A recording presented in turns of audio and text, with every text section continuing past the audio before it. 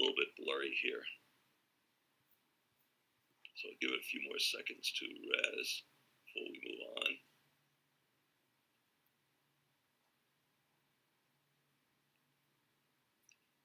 If you would, okay, you can see them, good. All right, so maybe it's just my screen, that's a problem. I know what they look like. All right, is there anybody that's having trouble with res? Seeing the slides? You're okay on the video, okay. All right, so let's go on to the next one. In addition to dinosaur bones, the other thing that you can see at Dinosaur Ridge are dinosaur footprints. So they have the best dinosaur footprints anywhere in the United States. The Cretaceous ones, the rock layers are tilted at about a 45-degree angle, and all along the bedding planes that are observed, you can see dinosaur footprints. What you're seeing on this screen is a dinosaur footprint of a meat-eating dinosaur. Anywhere in the United States, the Cretaceous ones, the rock layers are tilted at about a 45-degree angle.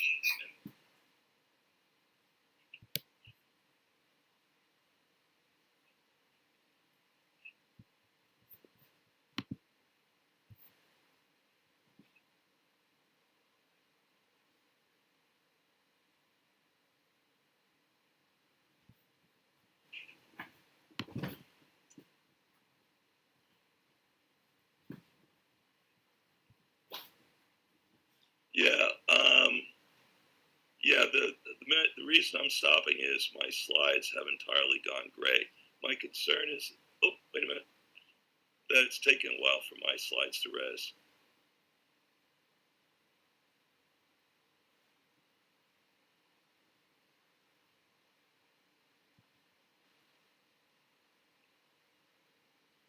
All right, for some reason, my slides are resing very slowly. They were fine a minute ago.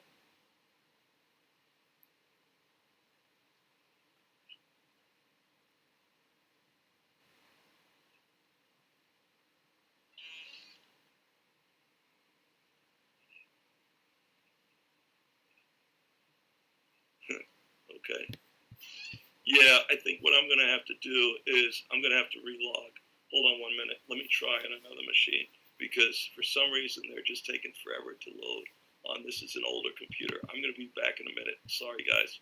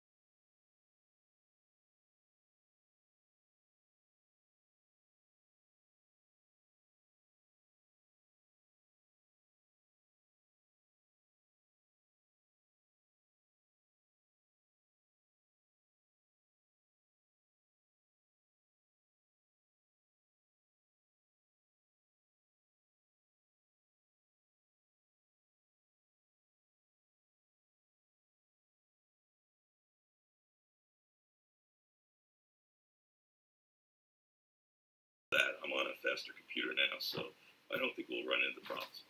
All right. So like I said, I went out to.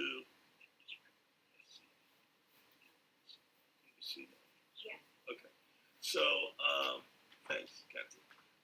So I went out to Colorado. I met with the folks at Dinosaur Ridge, and I showed them a VR simulation I had done for the Virginia Museum of Natural History. I met Jeff Lamont, who is the director of Dinosaur Ridge, and he said, "We'll be happy to work with you. We think this is a cool project that you're doing." All right, so I got to work with a number of people, Adam Pritchard at the Virginia Museum of Natural History, Aaron LeCount out in Denver, and we put together some multiplayer simulations, a couple of different prototypes, and eventually developed one that was VR and multiplayer. I also worked with Yvonne Devandy in South Carolina, and she helped me put together a web-based one that would work on mobile devices like Chromebooks. So we were able to use a variety of different types of strategies or to see what would work well in terms of a metaverse.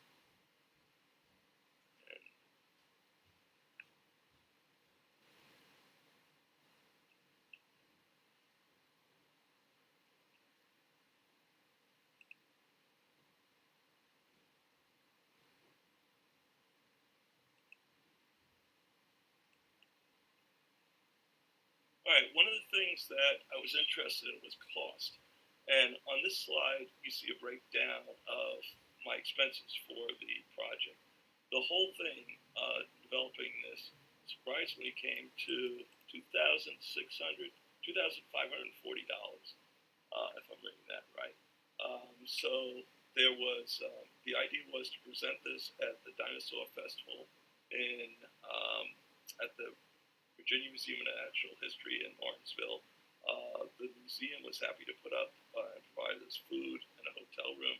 That was about $500 for myself and some of the people that were working with me. Yvonne DeBandy charged around $220 for server costs for developing new sims, these new dinosaur sims on 3D web worlds. I use a plugin called Extremality. That's the best deal on the internet, $25. And basically, I developed these simulation using Unity 3D. There you go, Beth. You know, I always have to work in Unity to all my talks. The good news is that was free. I developed the simulation in there as a single player, and then Extremality allows you to create multiplayer and even virtual reality multiplayer simulations for $25. What a great deal. I was not about to model all these dinosaurs. That was just not going to happen. So basically what I did was I bought a lot of them, and that cost ran up to around a little under $500. There was some environmental models that I had to buy. I'm going to talk about them in a minute. I had to hire people to animate and rig some of the dinosaurs. That was $175. This, of course, does not include any of the VR headsets or the laptops that I use. Each one of those cost around $1,700. So we're talking about a couple of $1,000 to get this metaverse up and running. The good news is when I first started talking about this with experts out in California, one of my friends said, "You realize that if this was done commercially, you're looking at probably a budget of around $250,000. And I said, "Wow, that's a huge budget to do that professionally." So what I'm saying to you is, if we want to get more virtual reality metaverses using virtual worlds, I think we can do this for a reasonable budget. We're talking a couple of $1,000s. That's something that schools can afford. Active boards come in for a couple of $1,000s like that. That's each individual board. The trick, and to me this is the important part, is educators are going to have to work with technicians, other agencies, experts. We can create virtual world simulations at low cost if these costs are spread out and shared by many organizations. This project would not be possible without those collaborations, because I know, like I said, I know a little bit about technology. I know some about science here. I've been an educator for a while. I'm sort of like a master, a jack of all trades and master of none, I guess I would say. But it's that intersection where the magic happens. And I've been to a lot of conferences, and I see a lot of conferences where it's like this the Virginia Society of Technology and Education, where only teachers get together, or I've seen like unity conferences where community gets together, or there are science conferences like the Geological Society of America. And I would really like to see a conference where we have this mix of different skill sets. And Shiloh was asking about, are there any discounts for headsets? I'm going to pull up my local chat again. And Jamie Jordan is here because Jamie, we were in a meeting in 3D Web Worlds, and Jamie said, yes, some of these headsets are being cut. I was paying around $399. Jamie, can you answer that in local? You know better at the hardware end than I do, because you were telling me I was paying $399 for VR headsets, and you said there was a way on Amazon you could get them for like $260 or something. Yeah, maybe Jamie can address that. All right. Here's a slide showing one of the first simulations that I did for Dinosaur Ridge. And you see that it's got it's a heavily forested area, and I put in a couple of dinosaurs, and I logged in with the experts from Dinosaur Ridge, and they quickly pointed out the mistakes. A lot of mistakes in here. They didn't like the landscape. They said Denver was flat as a pancake 150 million years ago, so get rid of any relief at all. They didn't like all the forest. They said you got to change around some of the sediments and so on. So basically, I had to redo the whole thing. And so I said, fine, if you don't like what I've got, then what do you want to see? And they said, a swamp. Think of a river flowing through a swamp. So it was dirty, it was hot, it was muggy. So I came up with this simulation, this landscape. And they didn't like that either. They looked at it and they said, okay, at least the landscape is better, but we need to get rid of the grasses. They weren't there. Get rid of the modern trees and so on. So I had to do some, as we call in Virginia, some serious bush hogging. And I went through the landscape and wiped out a lot of the vegetation that was there. And I arrived at this simulation. So this is, again, a multiplayer sim. What I did was I got rid of the modern grasses. I put in some Jurassic trees like ginkgos and cycads on the ground. I put a lot of ferns. There wouldn't have been any grass or flowers. So now we're getting to something that's more realistic. I also started to introduce some of the dinosaurs and put in animations. The one thing that the folks at Dinosaur Ridge wanted me to do was to put in pop-ups. So as you approached these dinosaurs, you walked up to them, you got this pop-up that appeared on the screen that talked a little bit about the dinosaurs. And they said, what we want you to do is adopt a how do we know what we know approach. So I took pictures when I was out Denver of the rocks, and at the Morrison Museum I took pictures and embedded them in the software. So students that were doing this in Virginia could see some of the rock formations. So here you see some spherical formations in the rock produced as the dinosaurs pounded their heavy legs into the sand and produced depressions. Katie Bradley, one of the geologists out in Denver, suggested that all the dinosaurs should be rigged and animated. I totally agreed. So I hired two technicians, Javon DeBandy and Ron, in Pennsylvania, and they did a great job. We introduced, in addition to Allosaurus, a Ceratosaurus. One of the concerns that both the leaders at the Dinosaur Ridge and also the museum brought up was time. This is going to be an exhibit at the museums or Dinosaur Ridge. You have 3, 4, maybe 5 minutes at most for a guest to come in and learn what they have to from the exhibit before the next guest moves in. And so one of the things that I did was I logged in. I had trouble finding the Ceratosaurus. I mean, I built the sim and I couldn't find the guy.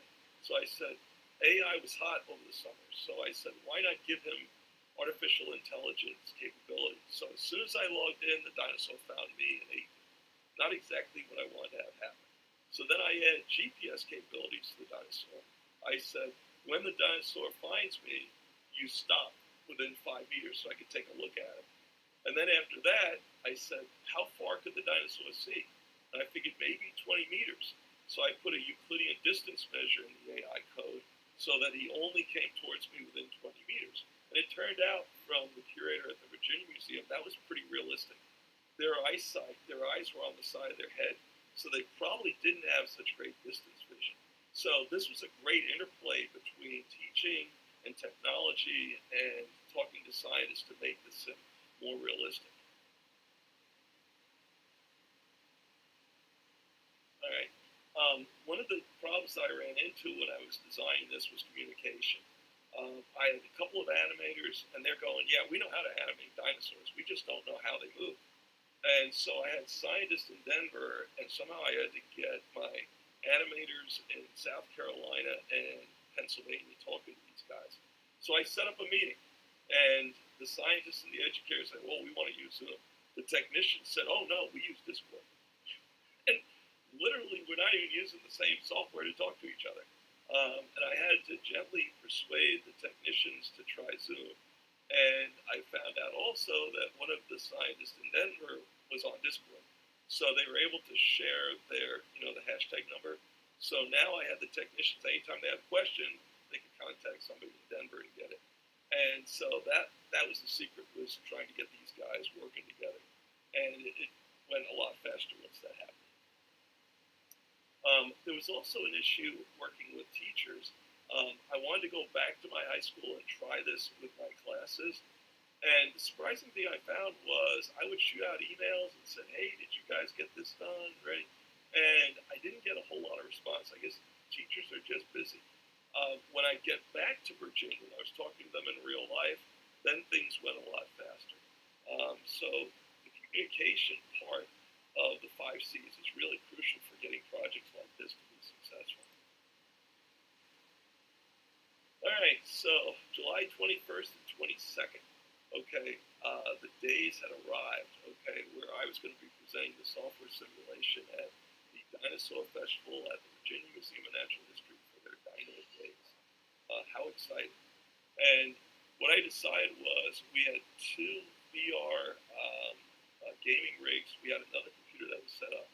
And I was told by the administration of the museum, this is going to be an onslaught. We're going to have thousands of people coming through those gates. So be prepared for a rush. So, by the way, here's what it looked like on the day of Dinosaur Days. So they have this driveway in. They had a big tent set up for the simulation. And like I said, the museum said you can hire up to 5 guys to help you out. So here's where I really lucked out. I put together a great team for the presentation. I had Darian Bradley, who's a college student at Virginia Tech. He's on the left side. He also was in my computer club at the high school, so he knew the software very well. I had Brandon Delp, a paleontologist from Roanoke, come and help me. He's an amateur. I'm the third one. Please don't look at me in the shorts. That's embarrassing. And then we had Logan Howell, a paleontologist from the Virginia Department of Energy, who had worked out in the Denver area. So we were really lucky to put together a great team. And things went very smoothly. Here's the desk that we had. We had a couple of, like I said, gaming rigs and another PC hooked into a big monitor so that I could see what was going on the screens. And these guys really pitched in and really helped out. So as we had the students come in, or the guests come in, these guys were helping cleaning the headsets and getting on the people and helping them out. And here's what it looked like. We were a little bit surprised.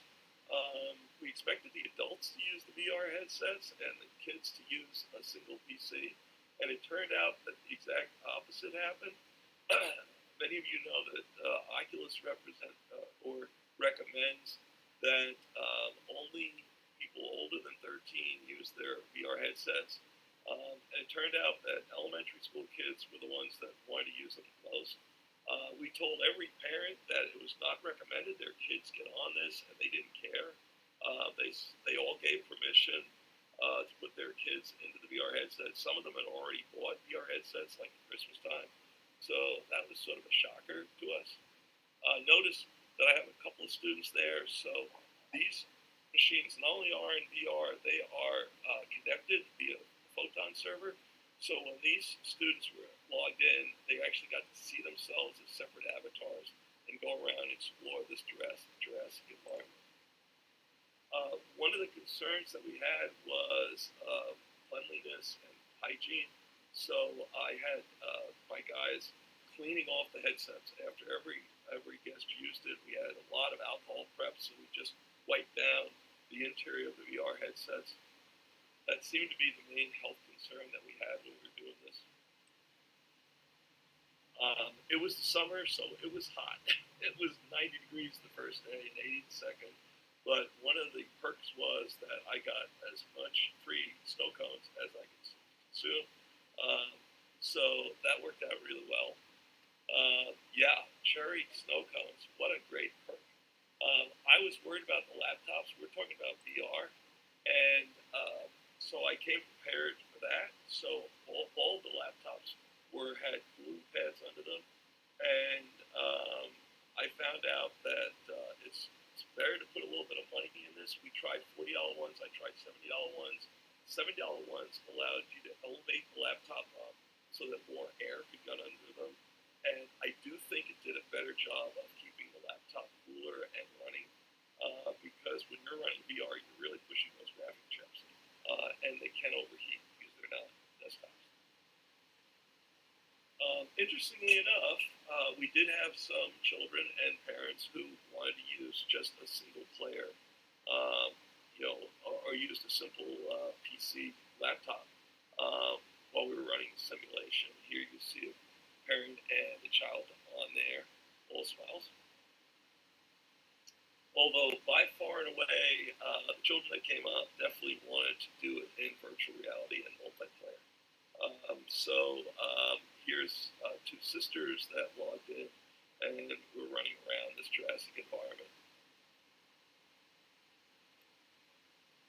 And we did keep track of who was using what, and the children definitely preferred the virtual reality simulation. 79% of elementary school children preferred doing the simulation VR. Only 21% wanted to do it on the PC. So these kids clearly are interested in the Metaverse concept. And it wasn't just kids that got into it. We had adults coming by, and Wimble, a really good comment there. So here was a couple that came in, and we cleaned off the headset, put them in, and they were able to see each other in the Jurassic simulation. But that's something that I totally agree with. One of the things I was concerned about with the simulation was that it was pretty much like an educational program. You run around, there are pop-ups, and it tells you, what was going on. We just had a meeting in 3D Web Worlds, and I know Jamie is here. And one of the things I'm working out with 3D Web Worlds is to make it more like a game. So the next simulations I'm thinking of doing would be working with 3D Web Worlds, where people would go in, and basically when they're running around, they would not just be learning about the dinosaurs, but they would have things to pick up. So, for example, they might have to pick up, say, some dinosaur bones, and they would have an inventory system. And more dinosaur bones, they found there would be more of a reward system. And Jamie, you were in the meeting. Feel free to put more details in the local chat. And not get eaten. That's always helpful. But here's the couple in real life, and here's what they saw on the screen. So there was a female and a male avatar that was running around. One of the things that I did was I had a HUD on the VR headsets. So while they were running around, they were giving constant feedback about how many discoveries, how many things that they found. In this case, the couple found 3 discoveries out of 14. And it kept track of how many guests were being reported, and there was a timer that kept track of how long people were on there.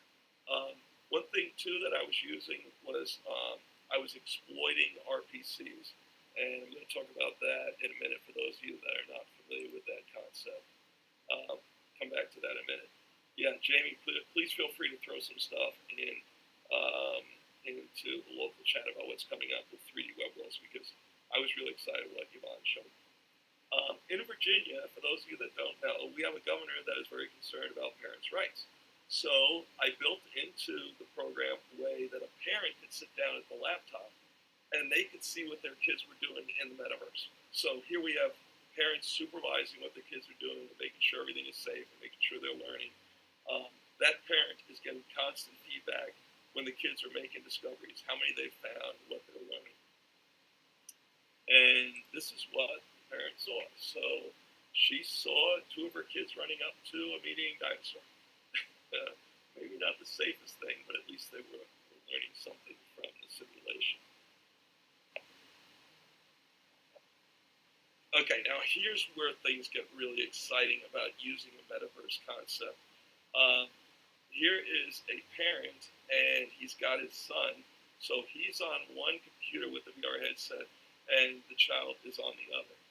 One of the things that I use is something called an RPC, a remote procedural call in the simulation. So when these two people are running around in the Jurassic, when the son or the father finds something, all the information that he is getting is displayed on all the computers that are there. And so it doesn't matter who makes the discovery first, they both get credit for it. Both of their HUDs are updated in real time. And by doing that, within 4 or 5 minutes, the parent and the son were able to make all 14 discoveries. So it was a way to speed up the process and at the same time have the guests learn as much as possible within this, I think it was 5 minutes I said on the simulation. Here's some of the summary. In total, over 300 guests tried the simulation. In fact, we think that it was probably close to 400. Using 3D Web Worlds, we also have 17 guests in Denver that were simultaneously trying it while the dinosaur days were going on. By the way, you notice here a parent and a son. It's another child in the foreground. If you look towards the end of the table, you can see another child that we could have put on the computer, but he was anxiously waiting to get the headset on. So there was a lot of excitement about using VR and the metaverse. And you might say, why did we make so much effort to make sure it was in the VR? This is something that the museum wanted. Virtual reality is really good when you have the concept of scale. When you want to convey how big the dinosaurs were, how small they were, VR does a really great job of it. Also, you notice that there were avatars in the simulation. They were 6 feet high, so the guests could see, how tall the dinosaurs were compared to a person. So, what are some of the problems we ran into? Okay, while we're doing this, well, first problem we ran into is the controllers died. Sometimes while I was getting my snow cone. But what I had was I had a whole bunch of AA batteries ready. So as soon as one controller died, I opened it up and threw another AA battery in and threw out the old one. The other issue that we ran into was the AC adapters. And it's a shame that one of the things that we had to worry about was the AC adapter. And the connection with the power cord to the adapter, you had to make sure it was tight. Because if it wasn't, then the laptop lost the AC power. And VR requires a lot of power in order for it to run. And I'm not sure, Beth is saying it's too bad that museums are focused on headset VR and exclusion of desktop. Actually, they're not. All of my simulations run, the headset is connected by a cable to the PC. That's essential for the kind of graphics that I'm running. And talk a little bit about the easy access of 3D Web Worlds. Oh, yeah. One of the things that's really nice about 3D Web Worlds is that it's a simulation that runs on the web. So it really doesn't matter what kind of hardware you have. You can run something as low-powered as a Chromebook right up to a gaming rig, and you get pretty much the same experience. And Sheldon said, did you notice if any school administrators attended and tried the simulation? Yes, I finally got a principal to try the simulation at the high school. She came in to observe the class. She put it on, and she felt a little nausea. I guess her eyes had trouble adapting to it. So I said, all right, that's okay, take it off. I had one other student who experienced some uneasiness doing the headset. Most of the students that I tried in high school had no trouble whatsoever. Yeah, and one of the things that I encourage you to do is if you go in my profile under Second Life, you'll see a couple of Google Docs there. I've written all this up with a lot more details. So please take a look over those two reports. The first one goes into more detail how I worked with Dinosaur Ridge folks. The second one lists the study that I did at my high school. So in October of 2023, I got permission to do these computer simulations at my high school in Franklin County, Virginia, Southwest Virginia. And here you see a couple of students with the headsets on. And what I did was, for those days, I got permission from I went into 7 classes. It was a total of 5 teachers involved. So I went in, introduced myself, then told them very little about the software. I said, take a pre-quiz. I want to see how much you know about dinosaurs. They did that. Then they did the activity, and then we did a post-quiz. So I'm going to be giving you the results of how much they improved as a result of the software. So let's get to the results. All right. The students also did a survey, and it turned out that just like the elementary school students, the high school students also like doing the virtual reality metaverse. Almost 80% of students, just like the elementary school kids, said they really liked using the VR. We had about 14% said they didn't, and then there was about 5% that said, no, excuse me, it was 5% that didn't like it, and 15% that didn't have an opinion.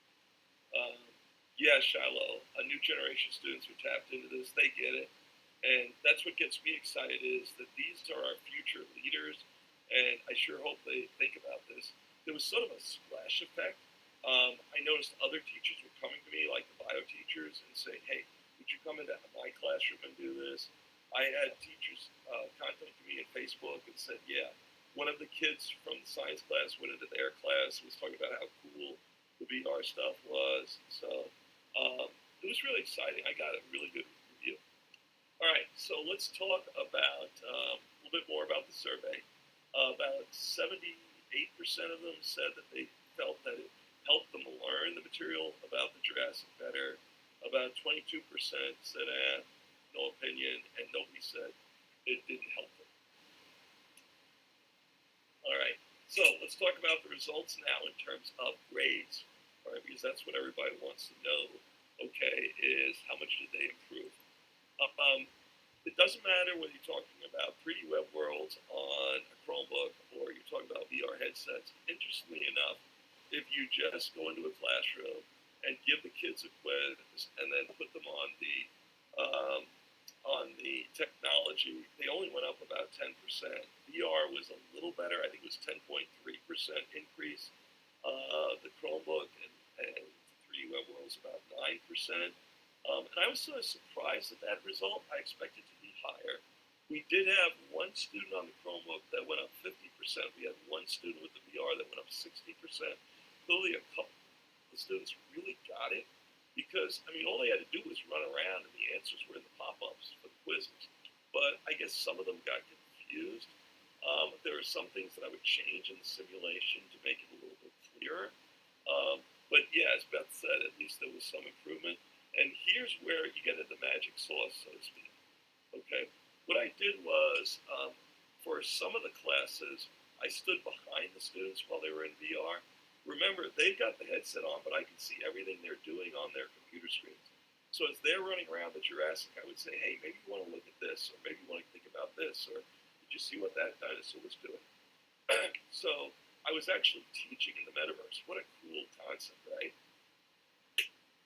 And when I did that, check out the results.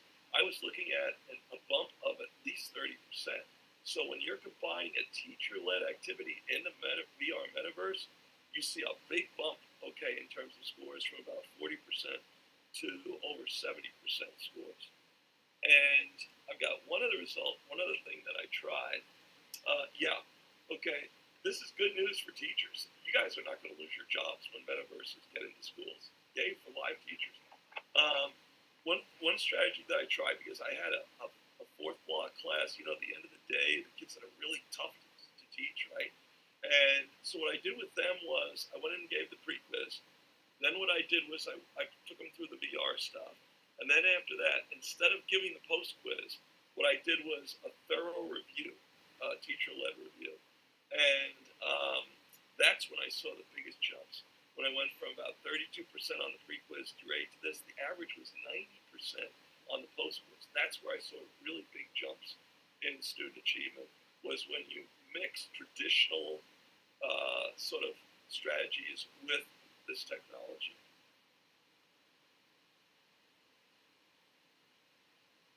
All right, so a quick conclusion, and then we will have time, about 15 minutes. I have some wrap-up things that I want to say here. But the big conclusion I take away from this is that a metaverse, whether you're talking about 3D web worlds on a Chromebook or whether you're talking about VR metaverses, are extremely effective student-centered teaching tools. It promotes online collaboration, creativity, communication, digital citizenship, critical thinking skills. I hope you've seen that as I've gone through my presentation. This was something that helped me out as a teacher, but also helped out the students as we were going along. You guys, I know I'm preaching the choir. Somehow we've got to get more of this student-centered virtual worlds into the schools. And hopefully it's studies like mine that show that you can get a very effective results that are going on. You might wonder why I put up a poster of Iron Man to the left of my projector. And there's a reason for that. Sitting in the audience, I think, is Tiffany. Is she still here? Let's see. Checking the local chat. Yes. Tiffany Andover is here. She is a grandmother in Arizona, and I've been working with her grandchild. And one of the things that I found was he was interested in superheroes. This was Christmas time, no, Halloween time, and he wasn't reading yet. So what I did was I logged into Second Life with Tiffany and the grandchild, and I said, let's try a simple activity. So I put on an Iron Man costume, so I made myself look like Iron Man, and it took me like a minute to get dressed. And then I resed my own active board in Second Life, which was just a prim with a picture of Iron Man on it. And in big letters, I had the letter I and Iron Man. And then Tiffany had the great idea of having the grandchild read the letters on the poster and type it into an IM that got sent to me. So this child is not only learning to read, but he's also learning the important skill of communication with someone in another state. And I thought that was such a cool idea. I mean, it was simple. It didn't take long. It took me about an hour to make up all these cards and so on and log in. But that's what we should be doing, okay? It shouldn't just be with a couple of people trying it. Yeah, Tiffany is, and Tiffany is your kid, so I don't like giving out a lot of details, especially about children, but you tell people what you want to. All right, so we have a couple of questions. Dave, will you be writing this up and submitting it to journals? I would love to. This is still very much a work in progress. I'm not sure where this should go. I've talked to, it would be cool to put it into Veg. I think that would be a great place for it, or maybe another journal. But yeah, like I said, the unpublished manuscript is a Google Doc in my profile. Feel free to go in there and take a look at it. All right, Shallow's asking, when you say that 80% of students and learners like using VR and Metaverse tool, what were the three strongest reasons? Good question. They didn't really say, Shallow. I suspect it was different. VR in a gaming rig in a school is not something you run into every day because it is expensive. I did have a talk with the chairman of the science department at my school, and she's saying if you can get more students interested in this, they would think about putting together a cart that could be wheeled around, the classroom so other teachers could use it. The real question in my mind is, how do we get more teachers working on this? How do we get more teachers collaborating with it? How do we get more funding for this? A couple of $1,000, that's something that will fit into a school budget. And you saw the graphics, they're not terrible, all right? It's not Spielberg's Jurassic Park, but it looked pretty good. I guess those are the questions in my mind. The other issue that I have is one of technology. I was lucky that I have people like Kevin Tweedy who, excuse me, who shared extremality with me. The problem with extremality, it's getting a little bit old, and I've asked Kevin to update it. Yeah, sorry about that. I drank some when the water I was drinking went down the wrong way. But don't worry, I don't need CPR. Okay. The problem is that some of the tools that we're using need an update badly. The assets that I'm working with, like the Dinosaur models, run on Unity version 2020 and later, and Extremality doesn't support that. Unity has a new VR system called the XR system that is not compatible with Extremality. So we need tools that are going to be easier for teachers to use. That I see as the biggest challenge. To me, if we can get down to students and teachers creating as simply as they do on an active board, I think that's where this is really going to take off. Because as much as I'd like to see more collaboration between teachers and technicians and scientists, I'll be honest, it took a lot of work to put this together. But I'm very happy with the end result. I thought I got some really great results, both at the museum and my school. And we still have 10 minutes left. I've said what I have to add to here. Does anybody else have any other questions that you want to ask about the study? I would like to go on. Like I said, some of the bio teachers said that they would like me to come into their classroom and maybe do a simulation on the cell. That already exists. Or I'm thinking about doing another dinosaur sim like the Late Cretaceous. That would be fun for Dinosaur Days next year. That would involve T-Rexes and Triceratops.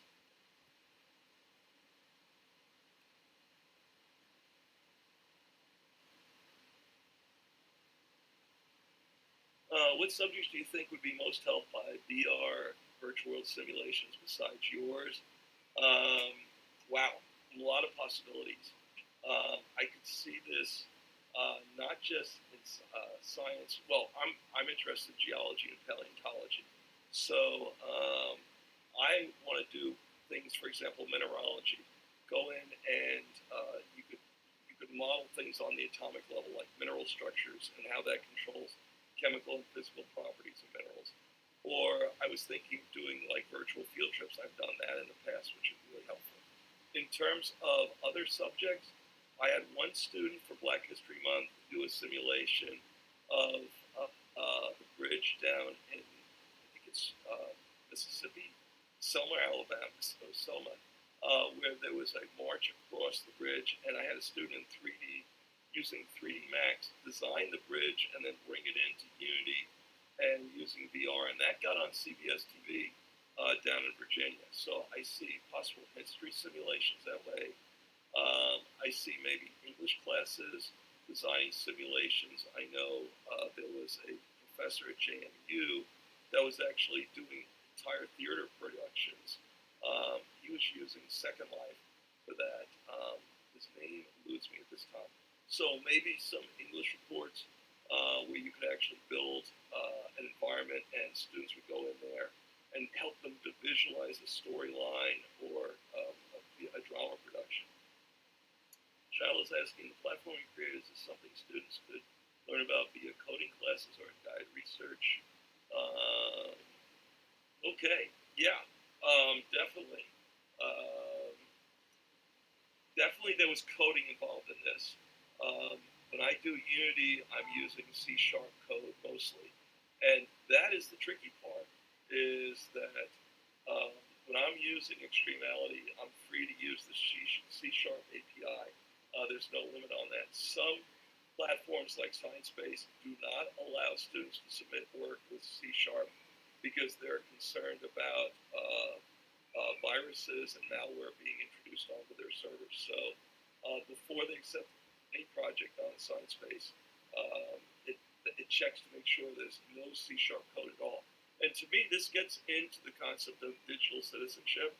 To me, the students should be learning not to build viruses, not to build malware, especially in educational sims like this. And if schools do not teach the 5 Cs, as I've described, there's a price to be paid. My school sort of paid lip service to the 5 Cs. They really weren't teaching students how to behave. And if schools do not teach these skills, what happens is that that process goes to other corporations. And what I'm talking about is TikTok. A lot of students, they learn their digital skills from TikTok. So if there's some kid that's on there that's saying, why don't you go in and vandalize a bathroom, that's what they're going to learn. Now, that's not digital citizenship. It's not what they should be doing. And then my school had to backtrack and tell the kids, no, this is not what you want to be doing in a school. So I think it's absolutely crucial that that schools take the role on this and tell them what the proper behavior is. And Wimble's saying our students should be more like an Iron Man, a good old-fashioned year. Totally agree, Wimble, on that comment. You know, they need to be leading by example here.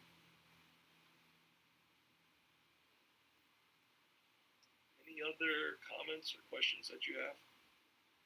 Like I said, this is a continuous, ongoing process, and I appreciate all of you coming here tonight and attending the talk.